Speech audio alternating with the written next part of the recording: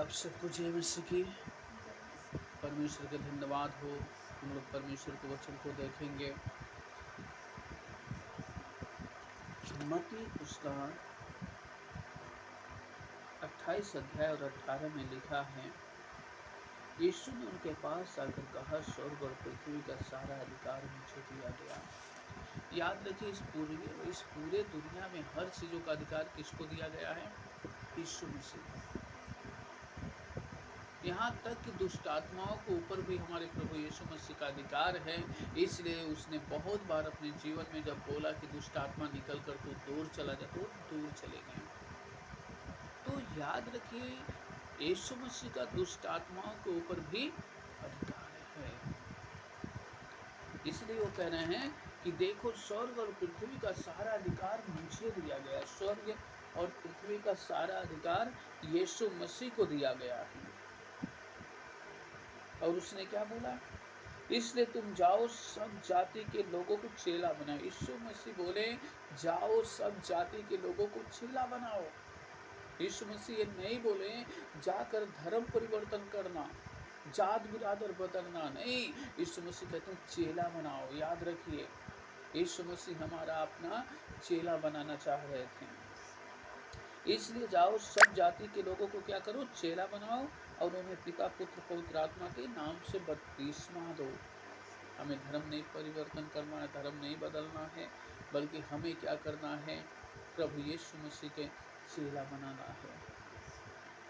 और वचन में लिखा है, हमें किसका चेला बनना चाहिए? यीशु मसीह का।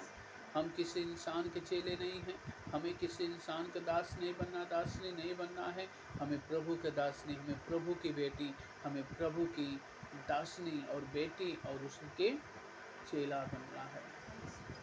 इसलिए वचन में लिखा है, इसलिए तुम जाओ, सब जाति के लोगों को चेला बनाओ और उन्हें पिता पुत्र पवित्र आत्मा के नाम से बपतिस्मा दो। हमें बपतिस्मा किसके नाम से लिए हैं आप? हाँ, पिता पुत्र पवित्र आत्मा के नाम से। कोई बपतिस्मा कैसे देता है? पिता पुत्र पवित्र आत्मा। अगर इसको छोड़ कोई और भी तरीके से कोई बपतिस्मा देता है तो हमें बपतिस्मा नहीं लेना है। इसलिए वचन में लिखा, उन्हें सब बातें मानना सिखाओ। अच्छा चेला का क्या कौन होता है? सब बातों को मानना सीखे। चेला वो नहीं होता है कि थोड़ा बहुत बपतिस्मा ले लिए, प्रभु भोज ले रहे हैं तो बड़का चेला हो गए। नहीं, सब बातें मानना सीखना है। एक एक बातों को हमें क्या करना है? ध्यान देना है। प्रभु की महिमा करने के लिए हमें सब बातों के ऊपर क्या करना है? ध्यान देना है। उन्हें सब बातें मानना सिखाओ। याद रखिए, पास्टर को वो एक एक वचनों को अपने लोगों को सिखाते रहना, और विश्वासियों को क्या करना? एक एक वचन को सीखे और उसको माने। उन्हें सब बातें मानना सिखाओ। तब वचन में लिखा कि जगत के अंत तक मैं तुम्हारे संग रहूंगा।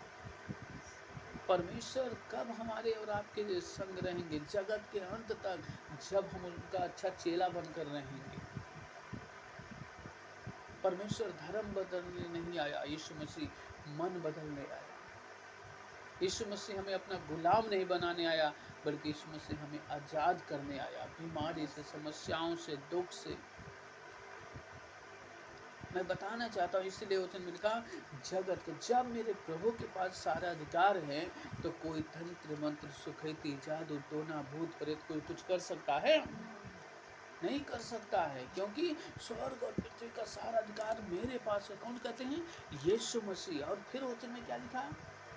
वो चेले के पास आते हैं, वो अधिकार चेलों को देते हैं, कहते मैं जा रहा हूँ, तुम जाओ, लोगों को जो दुख में, मुसीबत, परेशानी में, उनको छुड़ाओ, उनको बचाओ और परमेश्वर का राज बढ़ाओ।